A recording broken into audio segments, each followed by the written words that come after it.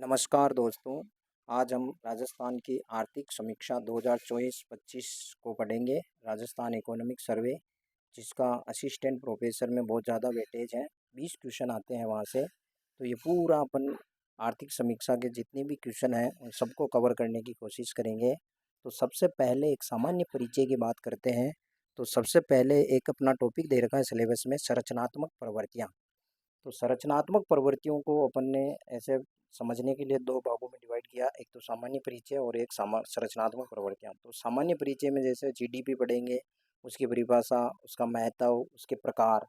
GDP के प्रकार जैसे मूल्यों के आधार पर हो जाएगी और सकल व निवल हो जाएगी। ऐसे ही एसजीवीए पढ़ेंगे, ग्रोस, नेट, इनकी फुल फॉर्म आगे पढ़ेंगे पूरी, और पूरी डिटेल भी स्टडी करेंगे। और ऐसे ही एक पीसीआई पढ़ेंगे, जिसको निकालने का फॉर्मूला होता है जीडीपी में जनसंख्या को से डिवाइड करते हैं। और संरचनात्मक प्रवृत्तियों में अपन पढ़ेंगे जैसे एसजीडीपी, ये प्रचलित कीमत और स्थिर कीमत पर पढ़ेंगे। एसएनडीपी, ये भी प्रचलित स्थिर पर। एसजीवीए प्रचलित स्थिर पर। पीसीआई, ये भी प्रचलित और स्थिर कीमत पर पढ़ेंगे। फिर लास्ट में पढ़ेंगे स्थायी पूंजी निर्माण। तो सबसे पहले सामान्य परिचय की बात करते हैं एसजीडीपी की। तो स्टेट ग्रोस डोमेस्टिक प्रोडक्ट, तो एक वित्त वर्ष में राज्य की घरेलू सीमाओं के भीतर उत्पादित होने वाली समस्त अंतिम वस्तुओं व सेवाओं के बाजार मूल्य के कुल योग को उस राज्य का एसजीडीपी कहते हैं। यह अर्थव्यवस्था के आकार व आर्थिक विकास को बताने का सूचक है। इसके बाद जैसे सामान्य परिचय की और बात करें तो इसमें है जैसे राज्य के नीतिगत निर्णयों, निवेशों को आकर्षित करने तथा अवसर उपलब्ध करवाने के परिणामों की तस्वीर है। इसमें पीसीआई, पर कैपिटा इनकम, याद की जाती है, जो कि राज्य के जन कल्याण का मापदंड है। एसजीडीपी है, उसको दो आधार पर ज्ञात किया जा सकता है। तो सबसे पहला है जैसे प्रचलित मूल्य पर और स्थिर मूल्य पर। इनके नाम अलग और हैं। जैसे प्रचलित मूल्य की शॉर्ट ट्रिक बना रखी है प्र, की, मो। तो प्र यानी प्रचलित मूल्य, की यानी कीमत मूल्य, और मो यानी मौद्रिक जीडीपी। ये इन नाम से भी क्वेश्चन पूछ सकता है। फिर इधर बना रखी है ट्रिक बू वा, बुआ। तो बू यानी बुनियादी मूल्य और वा यानी वास्तविक जीडीपी। अब प्रचलित मूल्य की यदि बात करें तो इसमें क्या होगा, 24-25 का प्रचलित वर्ष ही होगा। प्रचलित वर्ष मतलब वर्तमान वर्ष जो चल रहा है उसका। और इसमें क्या कैलकुलेट करेंगे, एक तो प्रचलित वर्ष का तो मूल्य और प्रचलित वर्ष का ही उत्पादन। जो जीडीपी होती है उसका फॉर्मूला होता है मूल्य इंटू उत्पादन। तो प्रचलित वर्ष का मूल्य और प्रचलित वर्ष का उत्पादन, जैसे कि इस साल चीनी का भाव है 45 रुपये किलो और 1 लाख टन उत्पादित हुई, तो 1 लाख टन इंटू 45 रुपये, तो ये तो निकल जाएगी प्रचलित मूल्य पर जीडीपी। और यदि स्थिर मूल्य की जीडीपी कैलकुलेट करनी हो तो उसके लिए आधार वर्ष बना रखा है 2011-12। तो इसमें क्या करेंगे, उत्पादन तो इसी वर्ष का लेंगे, जैसे 1 लाख टन ही लेंगे चीनी का, लेकिन आधार वर्ष का मूल्य लेंगे। तो 2011-12 में मान लेते हैं चीनी 35 रुपये किलो है, तो 35 रुपये किलो इंटू 1 लाख टन, तो वो कौन सा मूल्य आ जाएगा, स्थिर मूल्य आ जाएगा। फिर एसजीडीपी की फुल फॉर्म पता है, ग्रोस डोमेस्टिक प्रोडक्ट, सकल कहते हैं हिंदी में। और एसएनडीपी की full form net domestic product, तो इसको निवल या विशुद्ध भी कहते हैं। नेट निवल, निवल है मतलब कैसे निकलेगा, शुद्ध में से कुछ ना कुछ माइनस करना पड़ेगा। तो एसएनडीपी निकालने के लिए जीडीपी में से मूल्यह्रास को माइनस कर दिया जाता है। तो इसके बाद पढ़ते हैं, सबसे पहला टॉपिक आता है अपना एसजीडीपी। और एसजीडीपी को दो तरह से पढ़ना है, एक तो प्रचलित मूल्य पर और दूसरा पढ़ना अपने को स्थिर मूल्य पर। तो प्रचलित मूल्य पर पढ़ने के लिए अपने को इसमें क्या है कि डाटा वैसे 2 साल के याद रखोगे तब भी काम हो जाएगा, लेकिन 3 साल के एक बार सरसरी दृष्टि से देख लेना।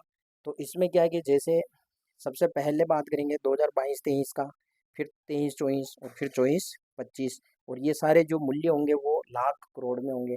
तो जीडीपी जो है 22-23 में 13.56 लाख करोड़ थी, और 23-24 में जीडीपी थी 15.22 लाख करोड़, और 24-25 में जीडीपी थी 17.04 लाख करोड़। तो ये 13.56 लाख करोड़ से बढ़कर कितनी हो गई, 15.22 लाख करोड़। मतलब राजस्थान की वृद्धि दर कितनी हुई, 12.17%। और 23-24 में ये थी 15.22 लाख करोड़, उससे बढ़कर कितनी हो गई, 17.04 लाख करोड़। मतलब राजस्थान की वृद्धि दर कितनी हो गई, 12.02%। जो कि ये वेरी इंपॉर्टेंट डाटा है, यही एग्जाम में पूछता है यहाँ से। और यदि इसमें वृद्धि दर भारत की बात करें, भारत के अपने को डाटा लाख करोड़ वाले याद रखने की जरूरत नहीं है, इसमें केवल वृद्धि दर याद रखनी पड़ेगी। तो वृद्धि दर भारत की बात करें 22-23 से 23-24 के बीच में 9.6%, और 23-24 से 24-25 के बीच में वृद्धि दर 9.7%।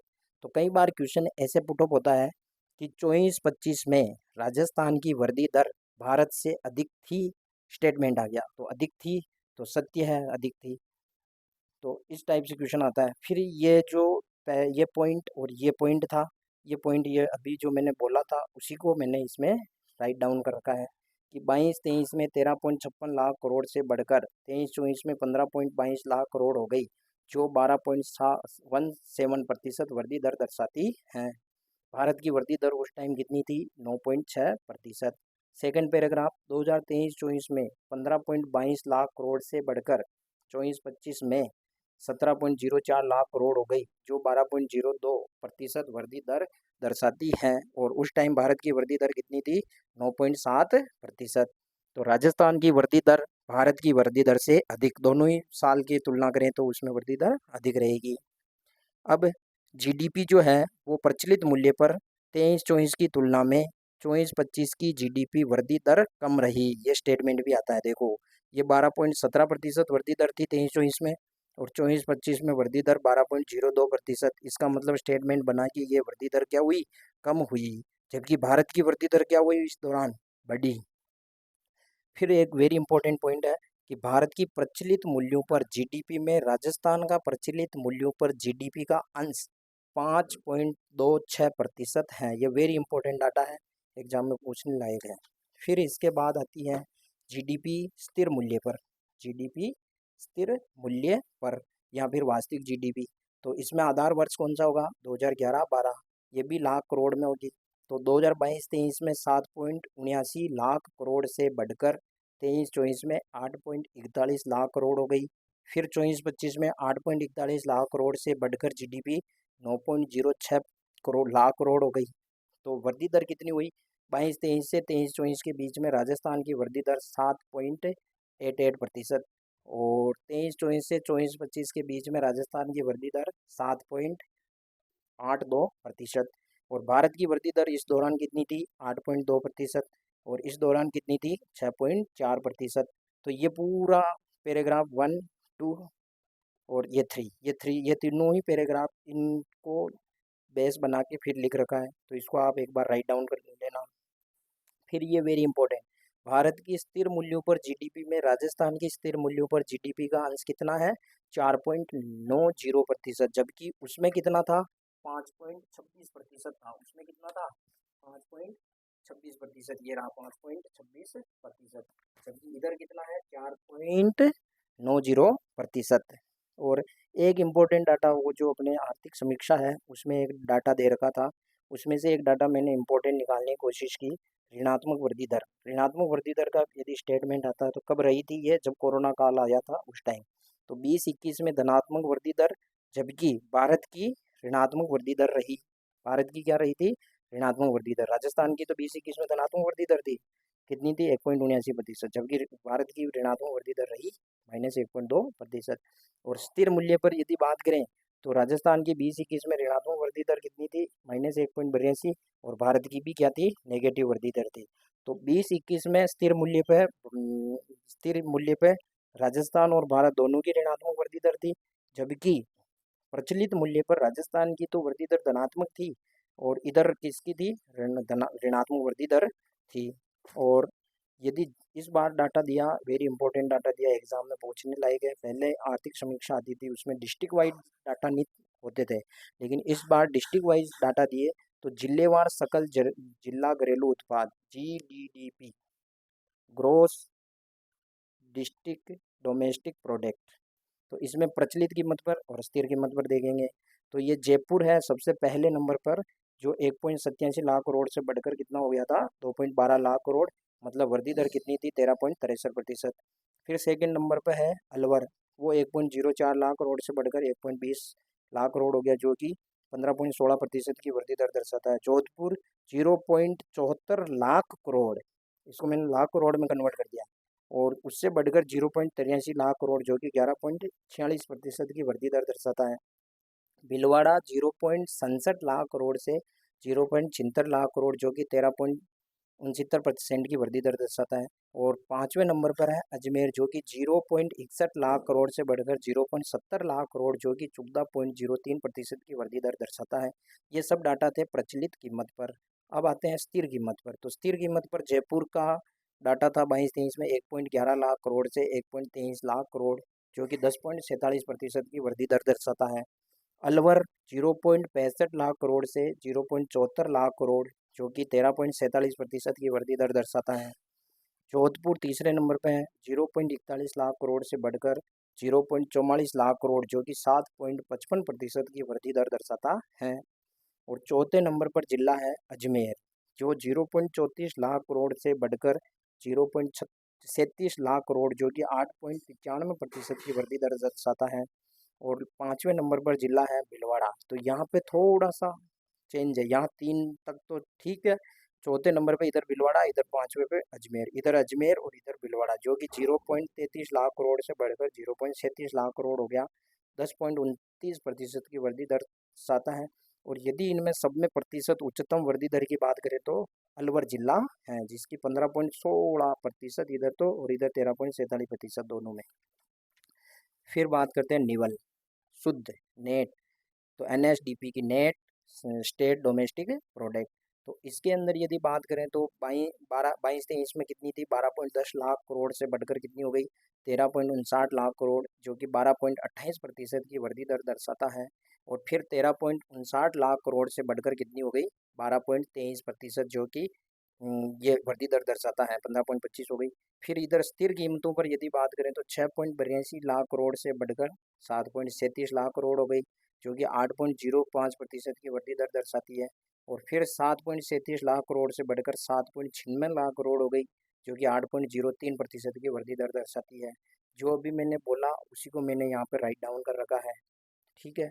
अब इसमें एक स्टेटमेंट ये आता है कि 22-23 से 23-24 में कितनी प्रतिशत वृद्धि हुई 12.28% की। फिर 23-24 से 24-25 में कितनी वृद्धि हुई 12.23% की। तो इनमें क्या हुआ बताओ 23-24 से 24-25 में वृद्धि दर क्या हुई, इधर क्या हुई घटी। तो ये लिख रखा है इसमें स्टेट है वृद्धि दर कम रही, कितनी हुई 12.28 से 12.23%। फिर इसके बाद ये पूरा इसमें वो पूरा लिख रखा उसी को लिख रखा है उसी को। तो इसको आप एक बार राइट डाउन कर लेना, वो जो डाटा है सारणी उसी को मैंने यहाँ पे लिख रखा है इसको पूरा। फिर इसके बाद पढ़ते हैं GSVA that means gross state value addition. तो इसमें क्या होगा, एक तो प्रचलित कीमत पर बात करेंगे और एक बात करेंगे स्थिर कीमत पर। तो प्रचलित कीमत पर प्राथमिक कृषि उद्योग सेवा, ये प्राथमिक द्वितीय तृतीय क्षेत्र 3 क्षेत्र है। तो प्रचलित कीमत पर कृषि का योगदान 24-25 में कितना था 26.92%। वेरी इंपॉर्टेंट क्वेश्चन आता है यहाँ से, हर बार एक क्वेश्चन पूछता है एग्जामिनर। उद्योग का 27.16% और सेवा का योगदान 45.92%। जबकि स्थिर कीमतों पर कृषि का योगदान कितना है, एग्जैक्ट डाटा याद रखना है, ये यहाँ पे 92 है जबकि यहाँ पे कितना है 54, तो 26.54%।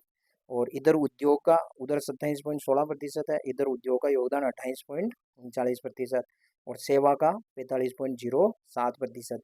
तो इधर प्रचलित कीमत और स्थिर कीमत दोनों में यदि बात करें तो सर्वाधिक योगदान किसका है, सेवा क्षेत्र का योगदान। ठीक है। फिर यदि इनकी बात करें 23-24 में कितना था कृषि का योगदान 3.79 लाख करोड़ से बढ़कर 24-25 में 4.23 लाख करोड़ हो गया जो कि 11.44 की वृद्धि दर दर्शाता परसेंट की।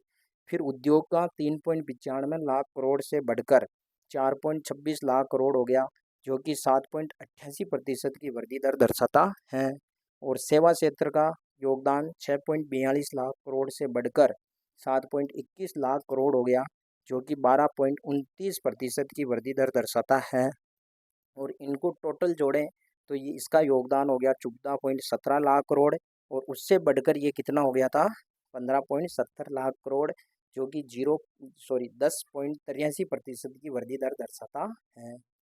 अब ऐसे ही इधर बात करें स्थिर कीमतों पर तो 2.08 लाख करोड़ से बढ़कर कितना हो गया, 2.18 लाख करोड़, जो कि 5.05% की वृद्धि दर दर्शाता है।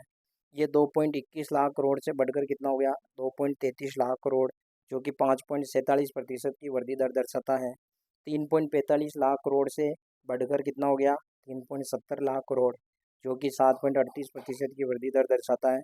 इधर कुल योग करें तो 7.73 लाख करोड़, और इधर योग करें तो 8.22 लाख करोड़। तो 7.73 लाख करोड़ से बढ़कर 8.22 लाख करोड़ हो गया, जो कि 6.29% की वृद्धि दर दर्शाता है। ये प्रत्येक डाटा वेरी वेरी इंपॉर्टेंट है, एग्जाम में पूछता है। असिस्टेंट प्रोफेसर का पुराने पेपर देखना, उसमें आए हुए क्वेश्चन है। फिर आते हैं चौथे नंबर का पॉइंट, प्रति व्यक्ति आय, पर कैपिटा इनकम। तो इसमें सबसे पहले प्रचलित पर बात करेंगे, फिर स्थिर कीमत पर बात करेंगे। तो प्रचलित कीमत पर यदि बात करें तो 22-23 में इनकम थी 1,50,020 रुपये PCI, जो कितनी हो गई 23-24 में 1,67,647 रुपये। और इससे बढ़कर 24-25 में कितनी हो गई, 1,85,053 रुपये। तो 23-24 से 24-25 की तुलना में कितने रुपए की वृद्धि हुई, 18,406 रुपये की वृद्धि हुई। और वृद्धि दर राजस्थान की बात करें तो 11.08% थी, और इस दौरान बात करें तो ये थी 11.04%। और भारत की केवल वृद्धि दर याद रखनी है, क्योंकि स्टेटमेंट में क्वेश्चन एग्जामिनर पूछ सकता है। यदि एग्जामिनर पेपर को थोड़ा टफ बनाएगा तो स्टेटमेंट दे के बनाएगा। तो भारत की उस दौरान वृद्धि दर 8.7%, और इधर भी 8.7%। तो एग्जामिनर ऐसे क्वेश्चन पूछेगा कि प्रति व्यक्ति आय प्रचलित मूल्य पर राजस्थान की वृद्धि दर भारत से कम थी, तो गलत स्टेटमेंट हो गया, क्योंकि अधिक थी ये तो वृद्धि दर। फिर PCI स्थिर कीमतों पर बात करें तो 22-23 में 84,585 रुपये थे, और 23-24 में 90,414 रुपये थे, और 24-25 में 96,638 रुपये थे, जो कि 23-24 से 24-25 के बीच में कितने रुपए की वृद्धि हुई, 6,224 रुपये की वृद्धि हुई। और ये वृद्धि दर राजस्थान की है, जो 6.89% थी, इधर 6.88% थी, और भारत की 7.4 और 5.3% थी। ठीक है। एक इकोनॉमिक सर्वे है, उसमें आधार वर्ष से दे रखा है, डायरेक्ट लाइन दे रखी है। तो वेरी इंपॉर्टेंट डाटा है ये, वेरी वेरी इंपॉर्टेंट डाटा, क्योंकि 11-12 में जो PCI की थी वो थी 57,192 रुपये, जो 24-25 में कितनी हो गई थी, 1,85,053 रुपये। दैट मीन्स कितने रुपए की वृद्धि हो गई, 1,27,861 रुपये की वृद्धि हो गई। मतलब राजस्थान में 11-12 से 24-25 के बीच में वृद्धि दर कितने प्रतिशत हो गई, 223.56% की वृद्धि हो गई। जबकि भारत की वृद्धि दर कितनी है, 215.40%। तो राजस्थान की वृद्धि दर भारत से क्या है, अधिक है। और PCI कैसे निकालते हैं, उसका फॉर्मूला पहले ही दे रखा अपन ने, जनसंख्या का भाग दे देते हैं। अब जिलेवार प्रति व्यक्ति आय इस बार स्टेटमेंट आर्थिक समीक्षा में दे रखा है, तो पूछ सकता है एग्जामिनर जिलेवार भी। तो प्रचलित कीमत और स्थिर कीमत पर बात करेंगे। प्रचलित कीमत पर सबसे पहले नंबर पर जिला है अलवर। अलवर की बात करें तो अलवर, क्योंकि वहाँ उद्योगों की नगरी है, उद्योग है, वहाँ पे खूब सारा NCR इलाका आ रहा है, तो वहाँ की प्रति व्यक्ति आय क्या है, वहाँ की ज़्यादा है। तो 22-23 में कितनी थी, 2,11,302, जो कि कितनी हो गई, 2,40,808 रुपये, 13.96% की वृद्धि हुई। फिर भिलवाड़ा में भी खूब सारे फैक्ट्रियाँ हैं, कपड़ा मिल्स हैं। तो 2,10,787 से बढ़कर कितनी हो गई, 2,37,076 रुपये, जो कि 12.47% की वृद्धि। जयपुर की कितनी हो गई, 2,10,174 से 2,36,667 रुपये, 12.61% की वृद्धि दर। अजमेर की 1,81,802 रुपये से बढ़कर 2,05,326 रुपये, जो कि 12.94% की वृद्धि दर। और जैसलमेर 5वें नंबर पर है, जिसकी 1,77,828 रुपये से लेकर 2,01,054 रुपये, जो कि 13.06% की वृद्धि दर दर्शाता है।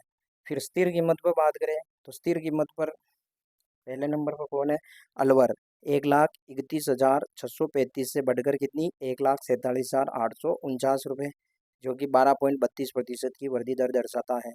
जयपुर 1,22,297 रुपये से बढ़कर 1,34,241 रुपये हो गया, जो कि 9.77% की वृद्धि दर दर्शाता है। और राजसमंद 1,07,035 रुपये से बढ़कर 1,13,514 रुपये हो गया, जो कि 6.05% की वृद्धि दर दर्शाता है। भीलवाड़ा 1,03,334 रुपये से बढ़कर 1,12,743 रुपये हो गया, जो कि 9.11% की वृद्धि दर दर्शाता है। और जैसलमेर 1,06,193 रुपये से बढ़कर 1,09,364 रुपये, जो कि 2.99% की वृद्धि दर दर्शाता है। और उच्चतम वृद्धि दर किसकी रही? अलवर की। अब इनको डाटा को क्या है कि याद परफेक्ट याद नहीं हो तो लगभग लगभग याद रखना, जिससे एग्जाम में क्या है कि ऑब्जेक्टिव टाइप का क्वेश्चन है तो उसमें अपने को पता लग जाए और गैस करके अपन आंसर दे सकें। एग्जामिनर पूछ सकता है क्योंकि इस बार ये नया डाटा आया। और 5वें नंबर पर है लास्ट में स्थायी पूंजी निर्माण। तो स्थायी पूंजी निर्माण या फिर परिसंपत्ति निर्माण या फिर इसको कहते हैं GFCF। इसकी फुल फॉर्म है ग्रोस फिक्स्ड कैपिटल फॉर्मेशन। ये कैसे निकलती है? एक वर्ष में निर्मित या फिर बनी स्थायी पूंजी परिसंपत्ति में से उस वर्ष में निस्तारित की गई स्थायी पूंजी को क्या कर देंगे? बाकी निकाल देंगे। फिर सार्वजनिक व निजी क्षेत्र दोनों का क्या किया जाता है? तो निजी क्षेत्र का यदि योगदान बात करें तो 78.27%, वेरी इंपॉर्टेंट डाटा है। और सार्वजनिक क्षेत्र की योगदान कितना था? 21.73% है। ये 3.26 लाख करोड़ से बढ़कर 3.51 लाख करोड़ हो गया, जो कि 7.61% की वृद्धि दर दर्शाता है। जबकि इधर सार्वजनिक क्षेत्र का 0.75 लाख करोड़ से बढ़कर 0.97 लाख करोड़ हो गया, जो कि 29.12% की वृद्धि दर दर्शाता है। और कुल को बात करें तो 4.01 लाख करोड़ से बढ़कर 4.48 लाख करोड़ हो गया, जो कि कितना है? 11.65% की वृद्धि दर दर्शाता है। वेरी इंपॉर्टेंट डाटा है। स्थायी पूंजी निर्माण में कुल 13 सेक्टर हैं। एग्जाम में क्वेश्चन पूछ सकता है कि स्थायी पूंजी निर्माण में कुल कितने सेक्टर है? तो 13 सेक्टर है। तो 13 में से अपने को शुरू के 5 याद रखने हैं और लास्ट का 1 याद रख लो। प्लीज 3 डाटा नहीं याद रखो हो तो सबसे पहला योगदान जो है उसका है निर्माण का। तो निर्माण का कितना है? 2.06 लाख करोड़ का। सेकेंड नंबर पर आवासीय भवन 84,711 करोड़ का। ये डाटा याद नहीं रहे तो कोई बात नहीं है, लेकिन ये नंबर वाइज ध्यान रखना। निर्माण, आवासीय भवन, लोक प्रशासन, विनिर्माण और 5वां है विनिर्माण अपंजीकृत, जिसमें ट्रेड, होटल, रेस्टोरेंट, यातायात अन्य आते हैं। और लास्ट 13वें नंबर का जो सेक्टर है मत्स्य सेक्टर है, उसका सबसे कम योगदान है 11 करोड़ का। तो ये एग्जाम में क्वेश्चन यहाँ से आ सकता है कि GFCF 23-24 में कितना था? 4.48 लाख करोड़। और GDP 23-24 में कितनी थी? 15.22 लाख करोड़। तो ये 4.48 लाख करोड़ 15.22 लाख करोड़ का कितना प्रतिशत है? 29.45% है। वेरी वेरी इंपॉर्टेंट डाटा है। तो ये चीज़ें आज तक अपन ने पढ़ी। इसके बाद अपन पढ़ेंगे मूल्य सांख्यिकी, फिर इसके बाद पढ़ेंगे कृषि, फिर उद्योग, फिर सेवा क्षेत्र, फिर सारी योजनाएं पढ़ेंगे। तो स्टेप बाय पूरी इकोनॉमिक सर्वे को पढ़ेंगे। और इसमें और कोई सुधार करने की आवश्यकता हो तो मेरे को बताना। और पूरे मैंने PDF में ये नोट्स बना रखे हैं, ये पूरी कॉपी के अंदर ये पूरी कॉपी है, जिसको अपन 8 से 10 क्लास में पूरा खत्म कर देंगे। ज़्यादा से ज़्यादा 12 क्लास मान लो। ये पूरे मैंने नोट्स बना रखे हैं। इधर से ये देखो, ये पूरे एकदम शानदार शानदार तरीके से बना रखे हैं। और ये पूरे यहीं से ये पूरे एकदम परफेक्ट है। और इसमें से कोई क्वेश्चन बाहर नहीं जाएगा। यदि एग्जाम में फुल टप लेवल पर जाएगा तब भी क्वेश्चन को सोल्व करने की स्थिति में होंगे अपन। तो अब कल अपना जो टॉपिक होगा वो होगा राजस्थान में मूल्य सांख्यिकी की।